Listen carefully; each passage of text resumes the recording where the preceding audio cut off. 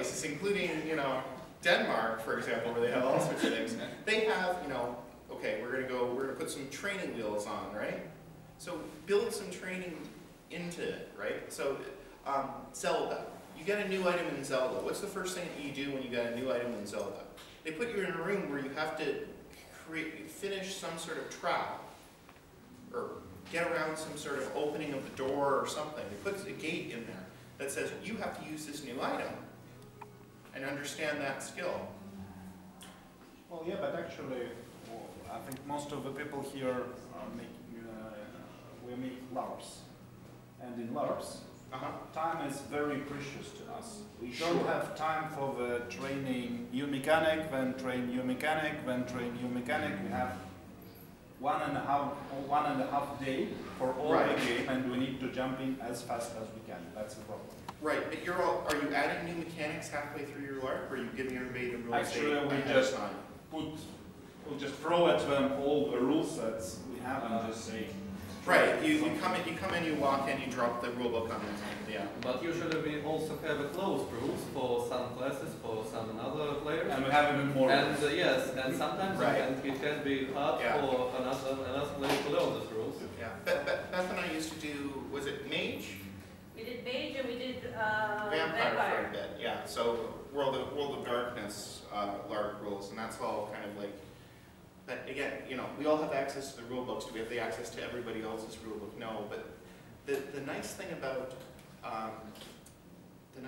LARPs, you have a storyteller or a games master who can do that training and experience. When you're dealing with computer games, I don't have that base. I can't put up put up your hand if you don't understand what's going on, or hey, give me a second, I need to understand what's happening in this scene. So.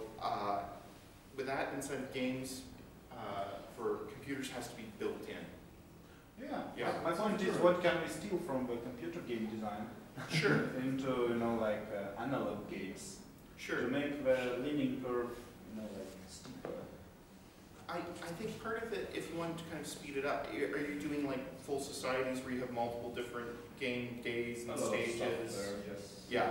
So what I would have is kind of bridge in, if you've got an advanced group, have the first day kind of just be your advanced group working together, and have your beginners working with one of the storytellers more directly for the first day, in order to kind of have that scaffolding, that early prep. And then as you bridge in, then start to do the next step. Okay. It's like a supervising the first PDC cycle. Right. So kind of watch that first cycle until you know that they've got it, then push them into the play. So I would never make as a storyteller a brand new player in the game in like Vampire and Mage the most powerful person in the room, like the prince or the whatever, because they need to really know the rules in order to effectively apply their trades. So if you have also a lot of this, I'm assuming some sort of medieval role play against it. Okay, great. Medievals have apprentices, right? So earlier players could apprentice to one of the higher players, just as I have my graduate students.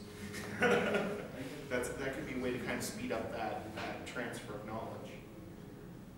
Okay. Does that answer a few different questions? Okay. Are there more difficult processes than killing a Goomba are sorted in the same way? For example, killing multiple Goombas. No. I mean, for example, we're making a game about medieval intrigue. Right. Will the scheme be the same?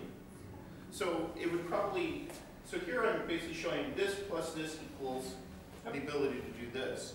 But then you may need to know how to kill Goombas plus something else in order to do this. So if I had, for example, Link shoots an arrow, Link drops a bomb, and I press both drop bomb and shoot arrow, then I get bomb arrows.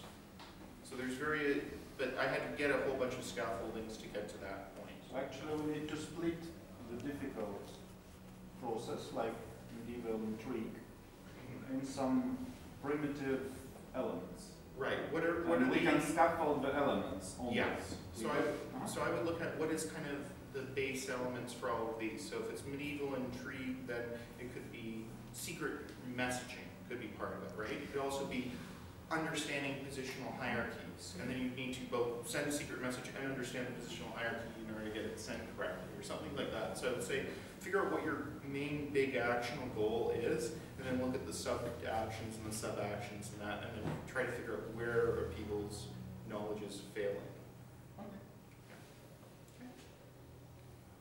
Because the Deming cycle is used in continuous improvement processes in automotive, manufacturing, teaching and learning. So it's a pretty well established kind of thing, and it's things like it are kind of all over the place. So actually, it's got some history to it at least. Okay. So rules and mechanics, rule system. What game will we play? So here's a really interesting book coming out of 2012 called Game Mechanics Advanced Games Design. And this set out something known as machinations. So this is a representable in a common language. It can be simulated. For those of you that are computer scientists, these are basically data structures. They have structures and connections. You have producers, consumer, and trader nodes. And this is really for kind of understanding game economies. And so economy could be anything from, I've got this many shekels, you give me this many arrows, to I have a barracks and I want to build this many units out of it and I have this much time in order to do it. Okay. So we have pools that contain resources, so this could be seen as, you know, your bag of coin.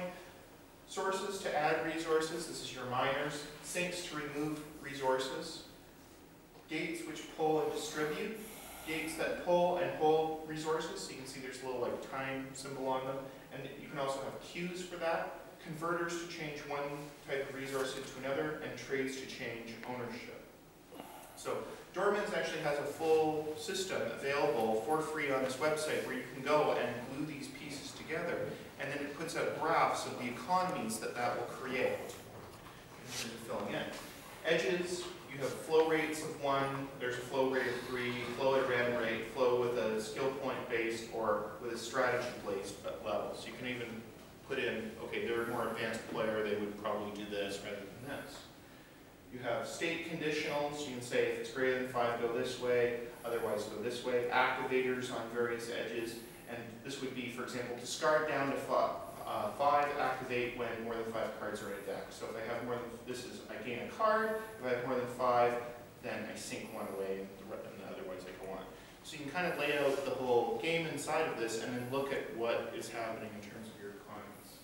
So here's some various gates, types, you've got percentiles, you've got numbers, you've got conditionals. You've got various activation modes, so when do these activate? They can be user response, start of the simulation, fire every turn, fire up the response of an active player action. It's a little bit hard to read, but it's basically like another circle inside the circle.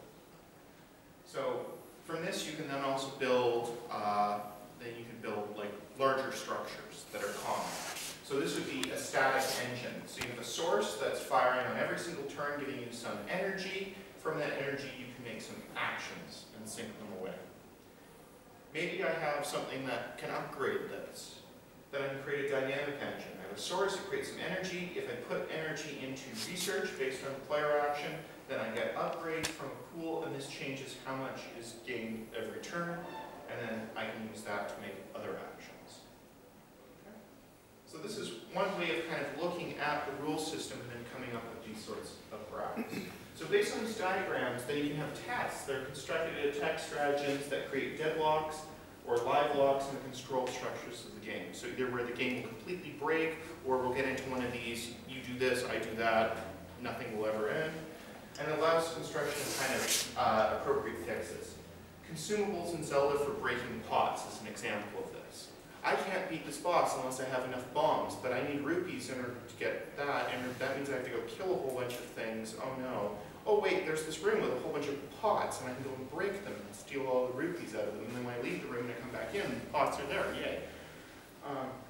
Worker modeling within real-time strategy systems, maybe inside of a LARP system, understanding how things move forward. These are also really nice for kind of modeling play to win or wait games, like Clash of Clans, to understand, hey, let's make there be a deadlock or a live lock or a hard one to get out of, unless you pay us $5.99 or whatever in terms of that.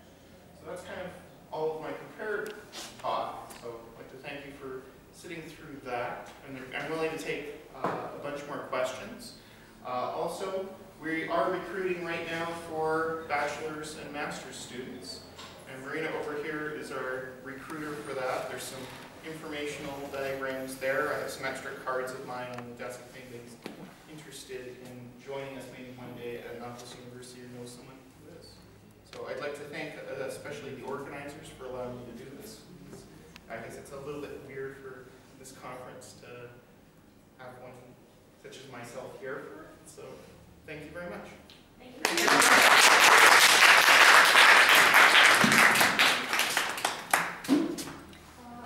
Пожалуйста, если у вас есть какие-то вопросы по поводу поступления в университет, по поводу того, что наш университет представляет из себя, да, можете их задавать сейчас, либо можете взять брошюру, которая находится на столе, там тоже подробно очень расписана информация о нашем университете, какие программы мы представляем для подготовки, да, каким образом там можно попасть. Слушайте, если мы собрались, может, вы скажете просто пару слов неформально? Пару слов про наш университет. Про Иннополис, да. Да, хорошо. Вообще, кто-нибудь слышал до этого о нашем университете? Нет. Поднимите руку. Что слышали? Военный университет, иностранные профессора, как мы видим, перспективное направление исследований. Наш университет, да, университет Иннополис, он был создан в 2012 году. В этом году нам исполняется в декабре 4 года. Ура, ура! Мы достаточно молодой университет. В прошлом году, в 2015, был открыт город Иннополис, в который мы переехали, и уже у нас начался большой массовый набор в наш университет.